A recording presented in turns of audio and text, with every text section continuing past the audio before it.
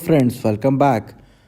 आज हम लोग बात करेंगे सोसाइटल कॉन्सेप्ट के बारे में। तो सोसाइटल कॉन्सेप्ट, ये जो कॉन्सेप्ट है, ये मार्केटिंग कॉन्सेप्ट को और ज़्यादा बेटर बनाने की प्रक्रिया है।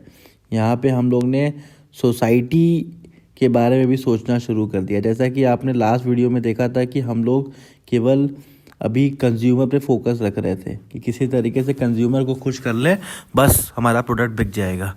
लेकिन अब वो चीज़ें और आगे बढ़ गई, जहाँ पे मार्केटिंग जुड़ गया सोसाइटी के साथ।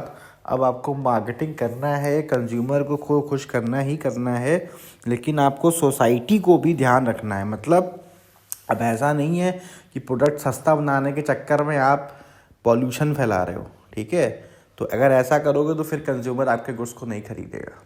तो अब ये सब फीलिंग्स लोगों में आना शुरू हो गई हैं। अभी आप नया कॉन्सेप्ट जितना भी देखोगे मार्केटिंग का, वो सोसाइटी से लिंक हो चुका है। अब यहाँ पे इको फ्रेंडली का एक नया कॉन्सेप्ट आ गया है कि अब कंज्यूमर भी देखता है कि भाई इको फ्रेंडली प्रोडक्ट खरीदेंगे। कंज्यूमर पढ़ा लिखा है, जागरूक है। अब वो इको फ्रेंडली प्रोडक्ट अगर नहीं है तो वो नहीं खरीदेगा।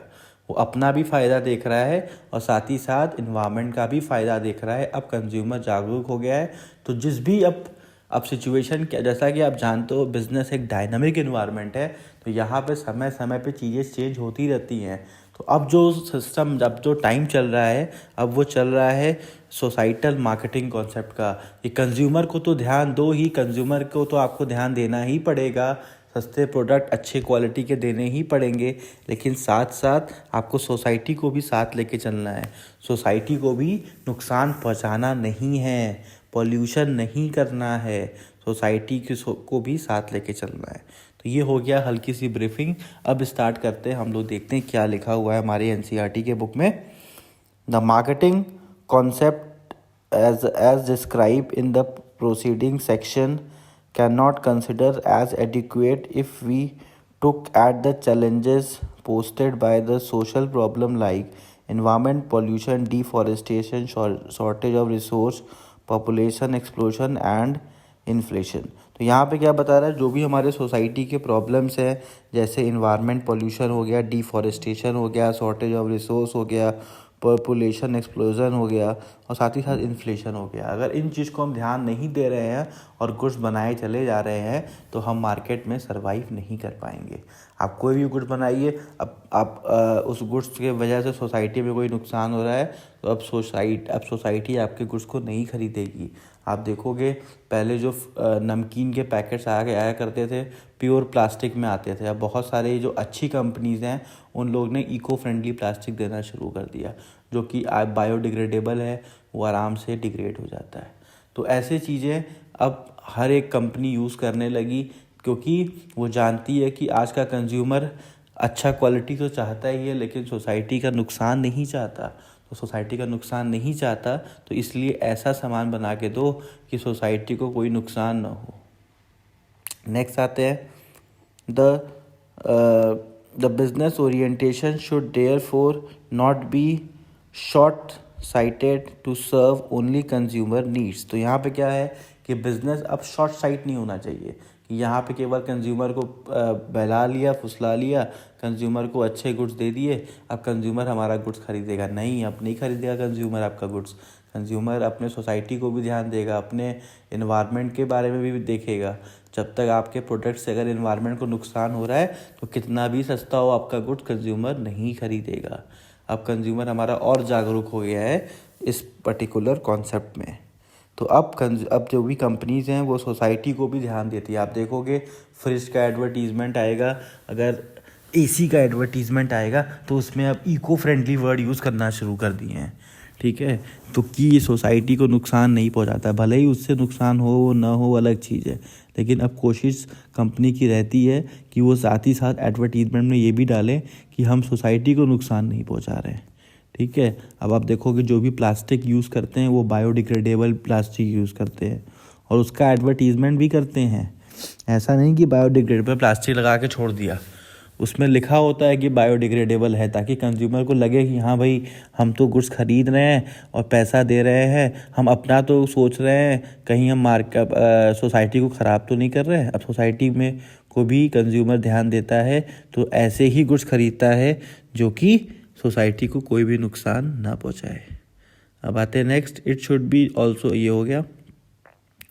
The societal marketing concept holds that the task of any organization is to identify the needs and wants of the target market and deliver the desired satisfaction in the effective and efficient manner so that the long term well-being of the consumer and the society is taken care of. So simple सी बात है। अब consumer satisfaction के साथ साथ एक line और जुड़ गई जिसको हम बोलते हैं सोसाइटी का केयर करना। तो ये लाइन हमको बता रही है कि जो सोसाइटल मार्केटिंग कॉन्सेप्ट है, तो मार्केटिंग कॉन्सेप्ट में तो कंज्यूमर सेटिस्फैक्शन है ही, लेकिन अब सोसाइटल वर्ड जो जुड़ गया ये बोल रहा है कि भाई केवल कंज्यूमर को खुश करके खुश नहीं होने वाला, अब आपको सोसाइटी को भी खुश करना पड़ेगा। मतलब ऐसे प्रोडक्ट बनाइए जिससे किसी का नुकसान ना हो, आप पॉल्यूशन ना फैलाए, तभी आप मार्केट में सर्वाइव कर पाओगे। तो मैंने बताया अब शुरू में ही कि बिज़नेस एक डायनामिक नेचर का होता है, समय समय पे चेंजेस आते हैं, और अगर आप समय समय पे चेंजेस को इम्प्लीमेंट नहीं करते हो तो आप मार्केट से बाहर हो जाते हो। तो बिज़नेस करना आज के टाइम में आसान नहीं है। आपको पहले तो कंज्यूमर को ध्यान देते थे, अब सोसाइटी आ गया, आगे चल के और कुछ नया आ जाएगा। ठीक है, आगे पढ़ते हैं। The society is taken care, thus the societal marketing concept is extension of the marketing concept. उसमें साफ साफ लिख दिया कि सोसाइटल मार्केटिंग कॉन्सेप्ट जो है वो एक्सटेंशन है मार्केटिंग कॉन्सेप्ट का। मार्केटिंग कॉन्सेप्ट में कंज्यूमर के ऊपर ध्यान देते हैं, सोसाइटल मार्केटिंग कॉन्सेप्ट में कंज्यूमर के साथ साथ सोसाइटी का भी हम ध्यान देते हैं। As supplemented by the concern for the long term welfare of the society apart from the consumer satisfaction, its pay attention to social, ethical and ecological aspects of the marketing. There are the large number of such issues that need to be attended.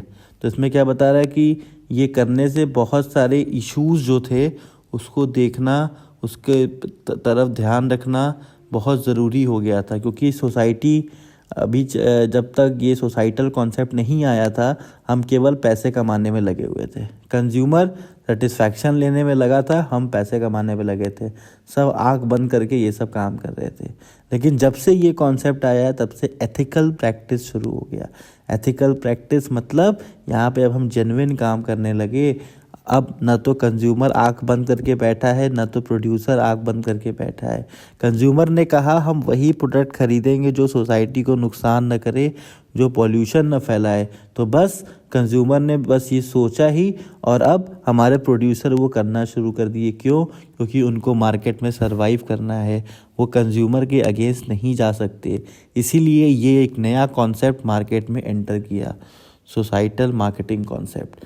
यहाँ पे अब पूरा का पूरा focus society और consumer दोनों पे है, इसीलिए इसको हम एक्सटेंशन पे देते हैं। ये एक एक्सटेंशन कॉन्सेप्ट है मार्केटिंग का। तो आपको आपके एग्ज़ाम में केस स्टडी आनी है, तो केस स्टडी में ऐसा ही कोई स्टोरी आएगा कि जहाँ पे हम सोसाइटी पे ध्यान देने लगे हैं, तो आप बस समझ जाइएगा कि अब यहाँ पे आपको सोसाइटल मार्केटिंग कॉन्सेप्ट को समझाना है।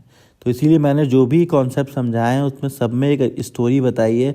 तो बस इस स्टोरी से अपने केस स्टडी को कोरिलेट करिएगा, और जहाँ पे स्टोरी मैच हुई आप वही कॉन्सेप्ट लिख दीजिएगा। Thank you student for watching our channel. अब हम लोग नेक्स्ट वीडियो में फंक्शंस ऑफ मार्केटिंग के बारे में बात करेंगे डिटेल में एकदम। और जो भी आपको प्रॉब्लम हो रही है कमेंट में लिखिए, और प्लीज़ हमारे चैनल को सब्सक्राइब करना मत भूलिए। सब्सक्राइब करेंगे तो हमारे जो भी नोटिफिकेशन है टाइम पे पहुंच जाएंगे। Thank you.